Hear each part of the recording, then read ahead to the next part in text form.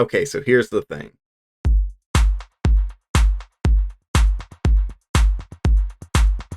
Released in 2007, Fantastic Four: Rise of the Silver Surfer is the sequel to 2005's Fantastic Four. After some initial stumbles to get production rolling, the film was fast-tracked, being written, filmed, and completed in less than 11 months before release. While many claim that it's not that good, I actually remember liking this one more than its predecessor. I think it's funnier, has much better usage of the team's powers, and it's mercifully short at just 90 minutes long. So with the debut of a new Galactus and Silver Surfer in Fantastic Four First Steps right around the corner, I thought it would be fun to explore Fantastic Four: Rise of the Silver Surfer and see if it still holds up like I remember. So immediately the film dates itself by having the Silver Surfer's arrival disrupt Earth's weather patterns and knocking out the power.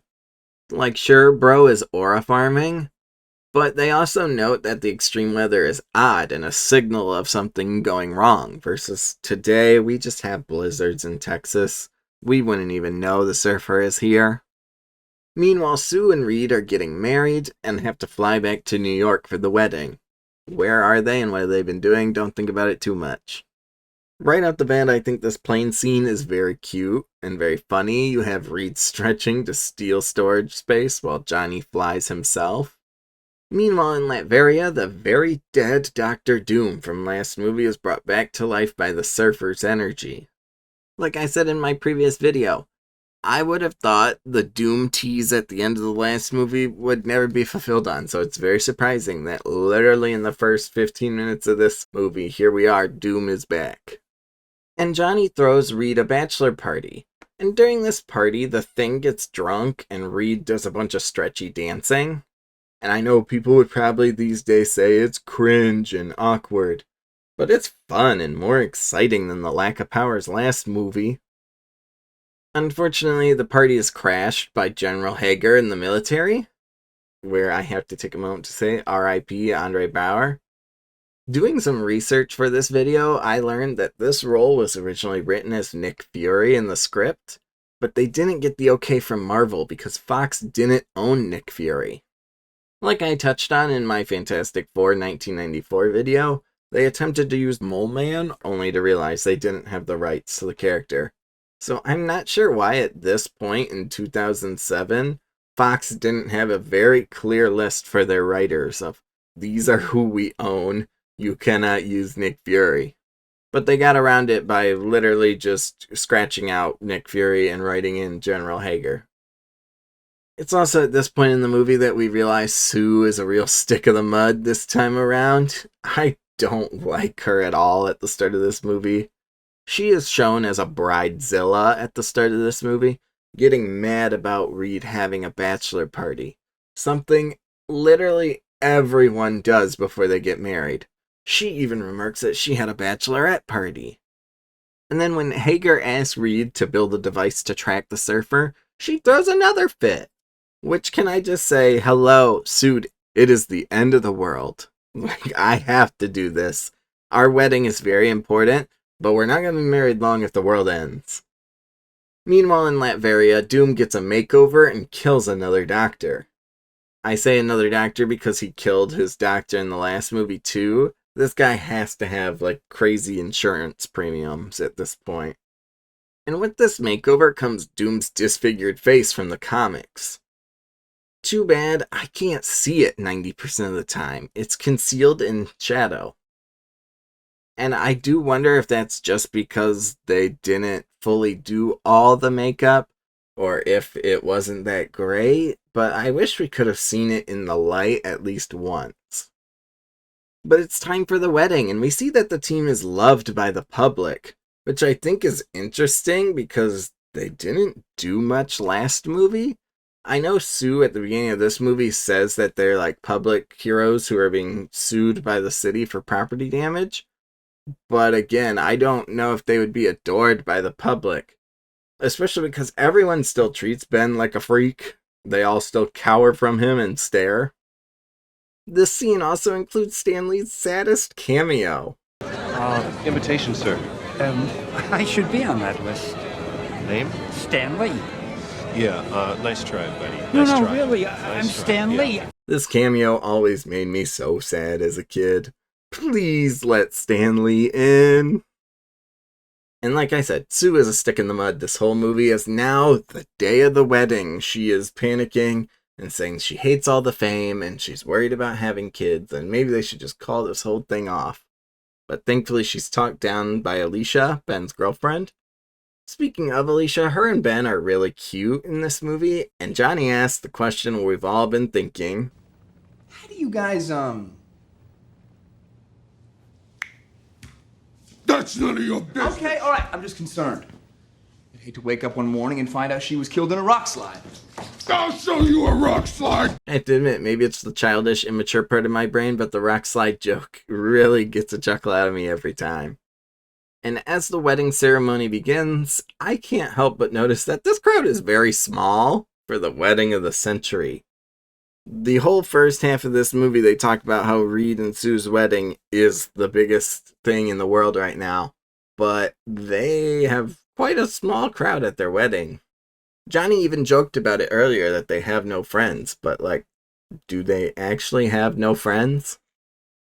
But we don't have to worry about that too long because the Silver Surfer crashes the wedding, causing all the power to go out and a local helicopter to crash into the venue. And like I said, I complained all last movie that they never used their powers, and so this movie said, bet, we're going to have them do something with their powers like every 20 minutes. Which, again, for a 90-minute movie, perfect. Love it. As the team works together to stop this crashing helicopter from harming anyone. And Johnny gives chase to the surfer, which this is the iconic scene from the movie that everybody uses when they talk about it. These are some great visual effects on both Johnny and the surfer. And in the aftermath of the chase, we get the best part of this movie, where Johnny's powers are on the fritz and causes him to swap with any member of the four that he touches. And so of course he has to touch Sue, who catches on fire and burns off all her clothes, and Sue even remarks that why does she always end up naked? And I have to ask the same question too, girl. Like, again, it's a product of its time, but I need us all to pray for Vanessa Kirby. And when Ben touches Johnny, he acts excited to be normal again, even though, like I said in my previous video, he ends that movie saying he's proud of what he is. Though he doesn't act like it here. Oh, no. Ah, crap. That's not funny. It's at this point in the movie that Sue gets overwhelmed and once again talks about quitting the team. And this time Reed agrees, which I know it shouldn't be expected of them, but I think is frankly irresponsible and stupid. In fact, Reed says they can move away and he'll be a teacher to financially support them. And can I just say, one, we all know teachers don't make that much money, and two, you don't have secret identities. You could never reintegrate back into society like normal. They are superstars. Their wedding is literally being advertised as the event of the century. But anyways, we cut back to Dr. Doom, who has tracked the surfer down to Greenland. And again, can I just say, it's crazy that they made him ugly like he is in the comics, but he doesn't wear the mask, and you can barely see his face.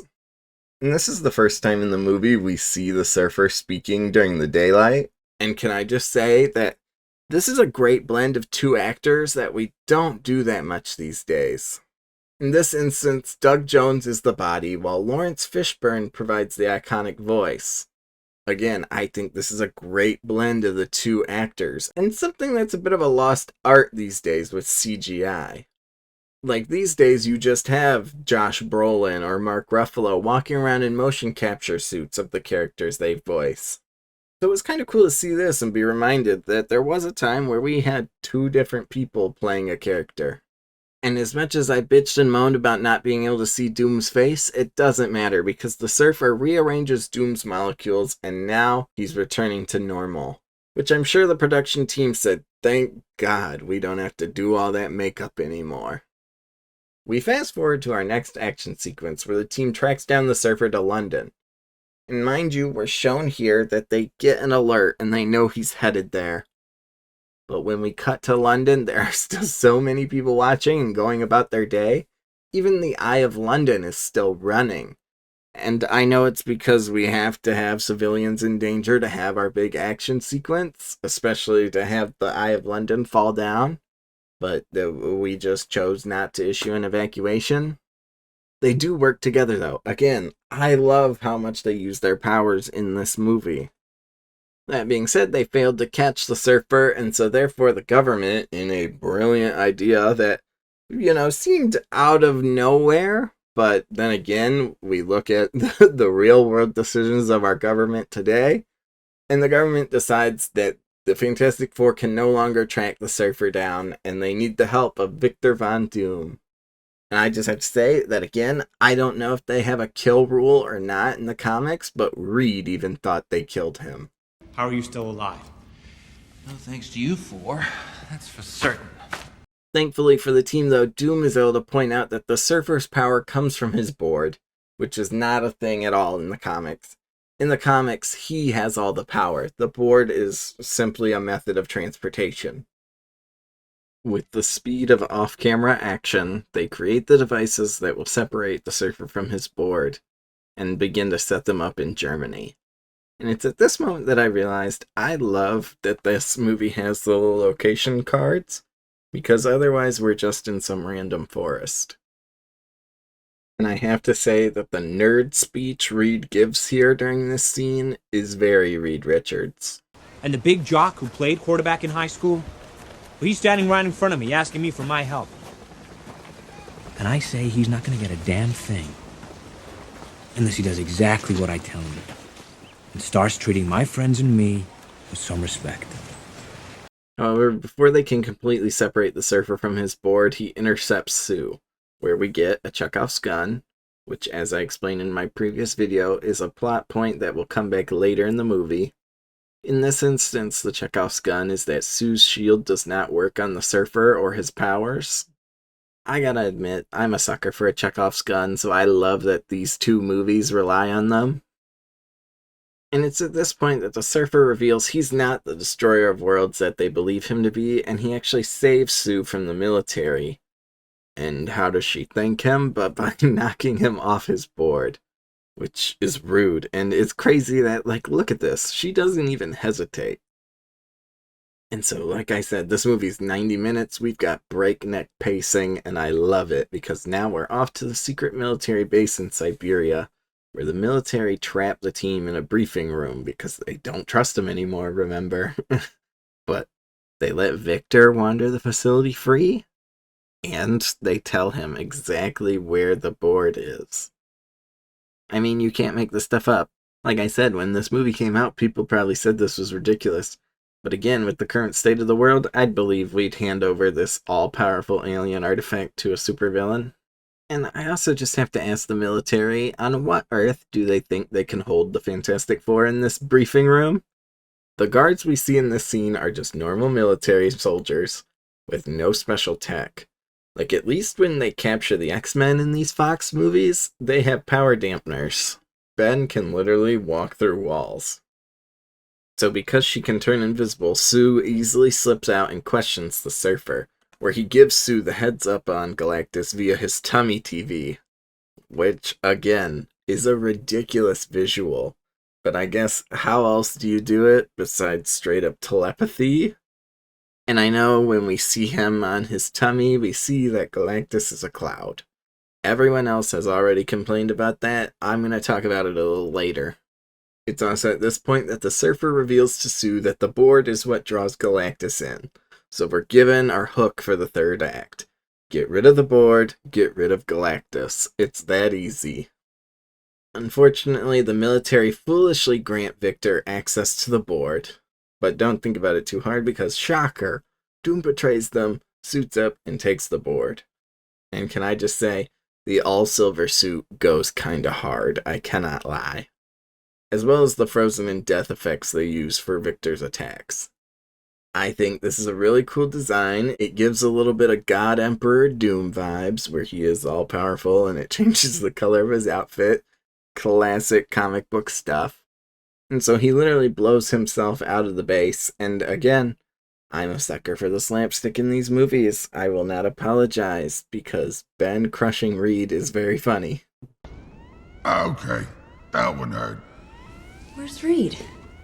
Back here.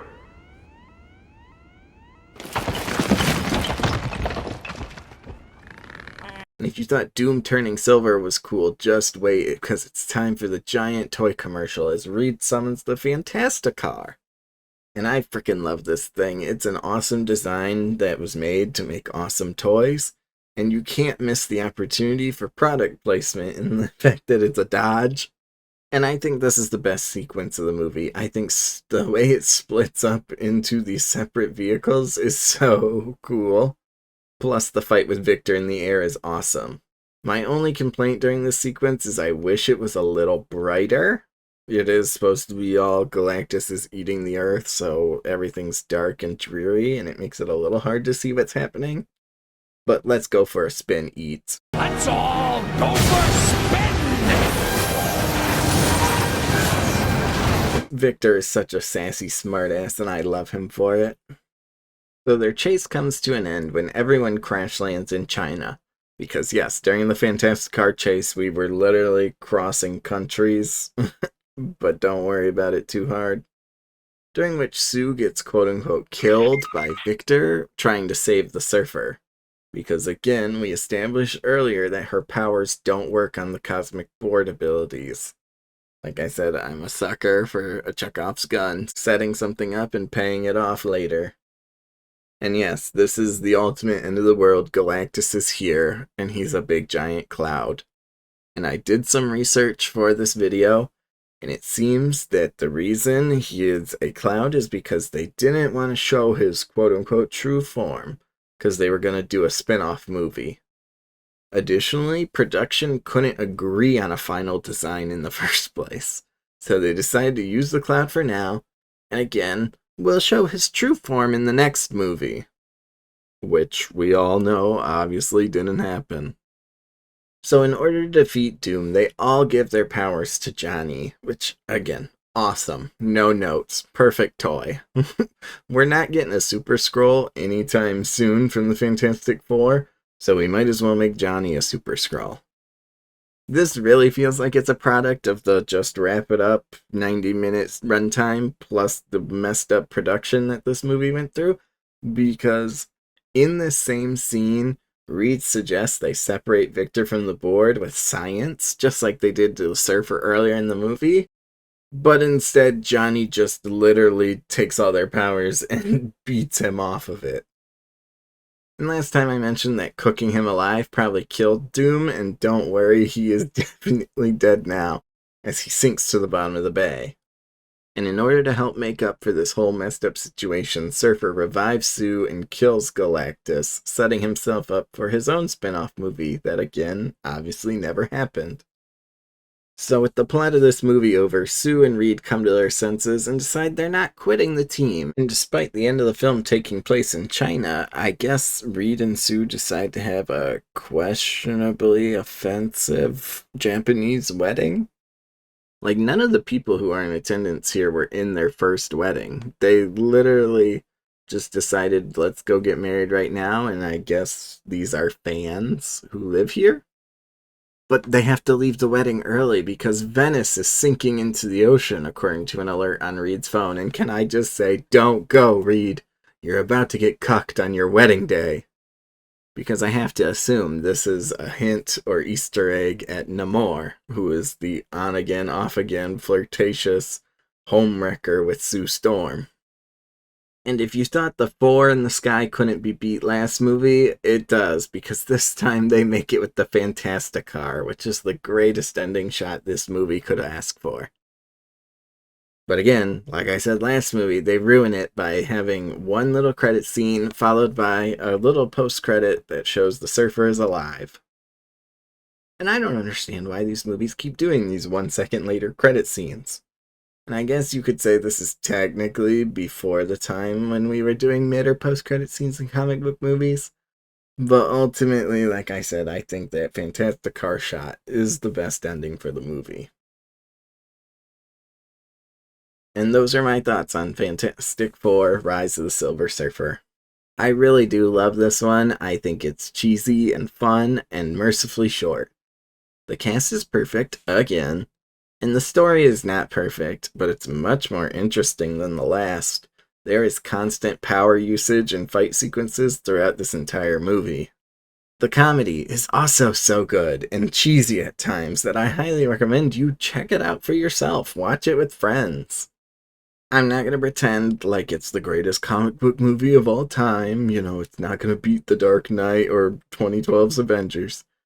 But it's less afraid to be a comic book movie than the first one or the next movie on this list. But that's a conversation for another video. Let me know in the comments below what you think of Rise of the Silver Surfer. Have you seen it? What do you think of it? Let me know in the comments down below. If you liked what you saw here and want to be here for that Fant 4 stick video, don't forget to like, subscribe, and hit the bell so you know when the next one's coming. Thank you for watching, and I'll see you in the next one.